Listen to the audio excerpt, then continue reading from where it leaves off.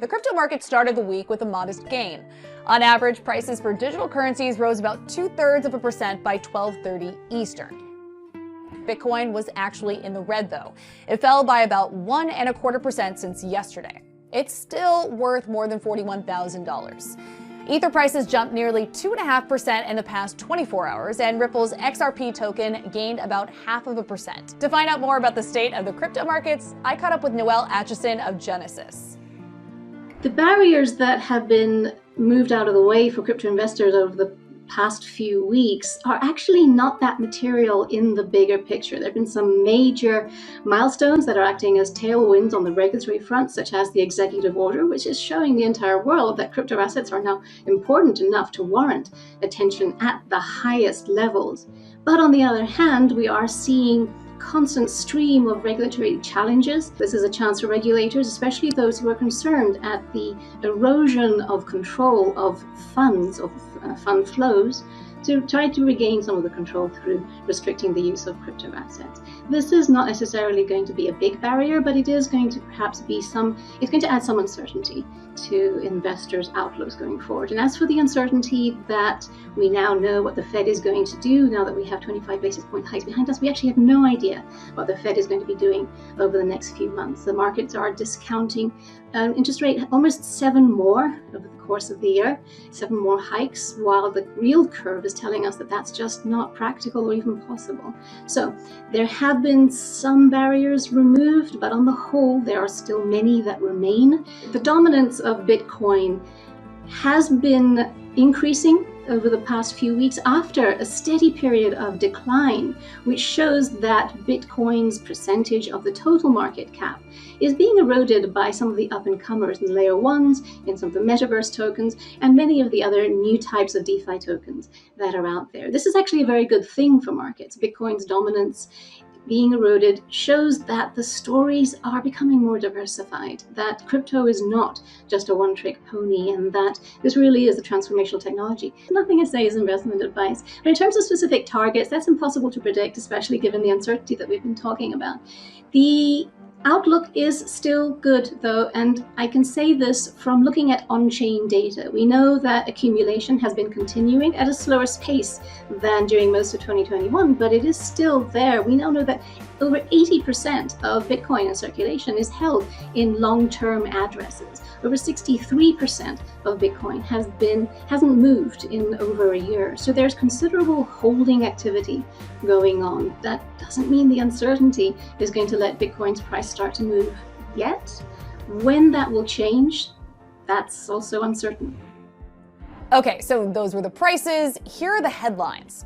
First up, Goldman Sachs just executed a major crypto deal with Galaxy Digital. The firm became the first U.S. bank to complete an over-the-counter crypto trade, meaning that it acted as the principal in the trade rather than going the traditional route of a major exchange. Now, there are still details missing from the press release, including the dollar amount, but this move does highlight a trend that we've talked about a number of times here on Crypto World: growing institutional adoption of cryptocurrencies. Next, institutional adoption of digital assets may be growing here in the States, but China might be gearing up for another crackdown. Multiple Chinese tech giants are shifting strategies for NFTs as they fear new regulation from the government.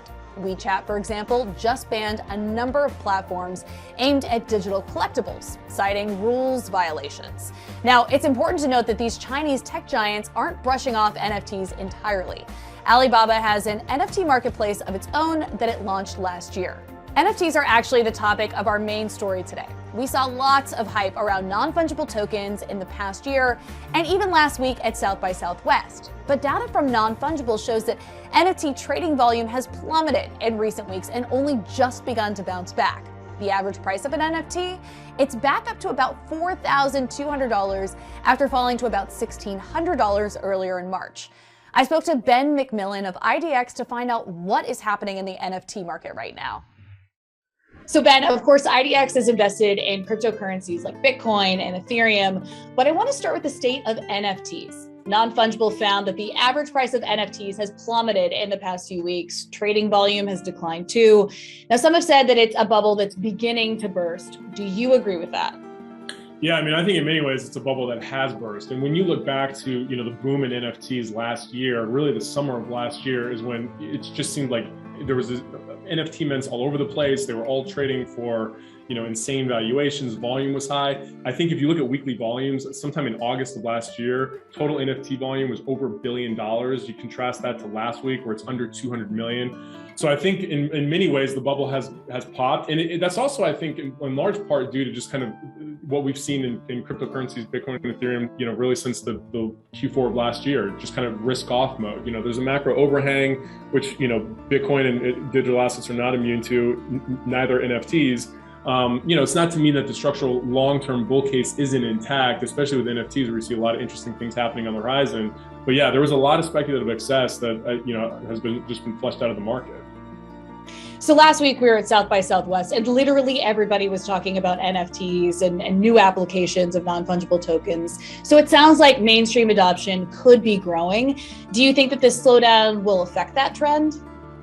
Yeah, I think what's interesting is when you see sell-offs like this, it's when the market starts to place more value on kind of quality of projects. A kid in a hoodie in his mom's basement can no longer just mint 10,000 JPEGs and hope to sell them for $1 million. Now all of a sudden backing starts to matter, quality of the community starts to matter. When you look at some of the quote unquote blue chip projects like CryptoPunks, Bored Apes, which just bought CryptoPunks, they have a lot of backing behind them, and the communities are robust. They're building out, they're kind of retrofitting what was originally JPEGs into real world use cases, which is mainly gaming right now. But it's funny you mentioned South by Southwest, because one of the big use cases I think on the horizon that we're starting to see is music.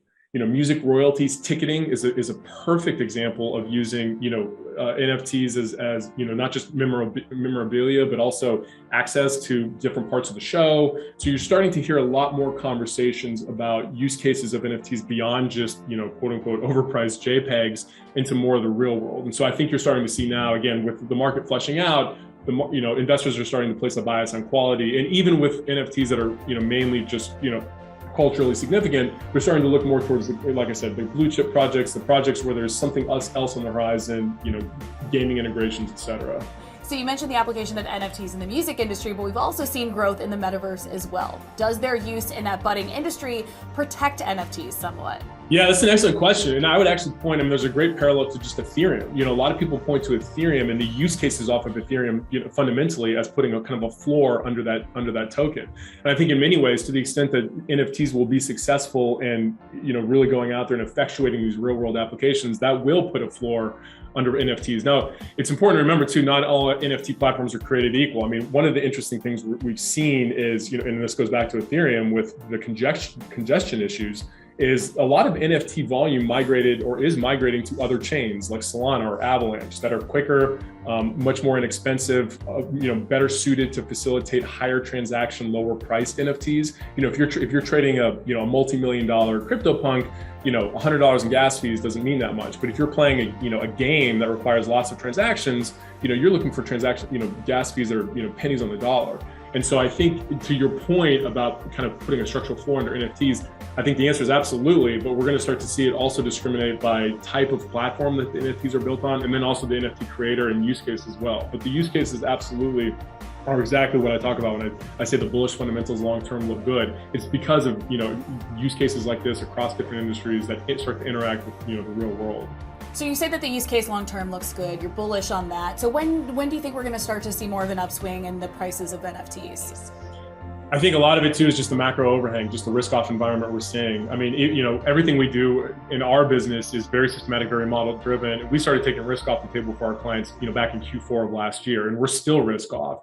And so that said, we're certainly closer to a bottom than we were to the top. So I think we could start to see some green shoots in terms of risk on in the digital assets markets. But there is still, we're contending with war in Ukraine. Markets are also contending with, rising interest rates and what Fed policy ends up looking like.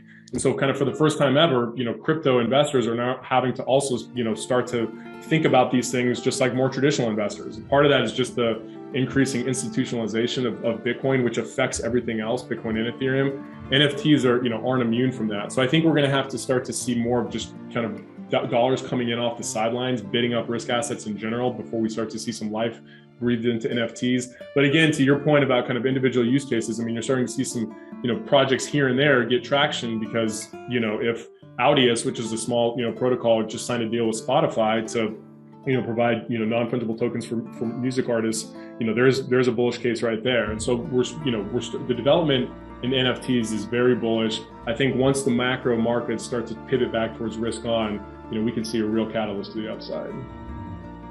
Before we go, investor Mark Mobius joined Squawk Box to share his latest take on crypto markets. Here's what he had to say.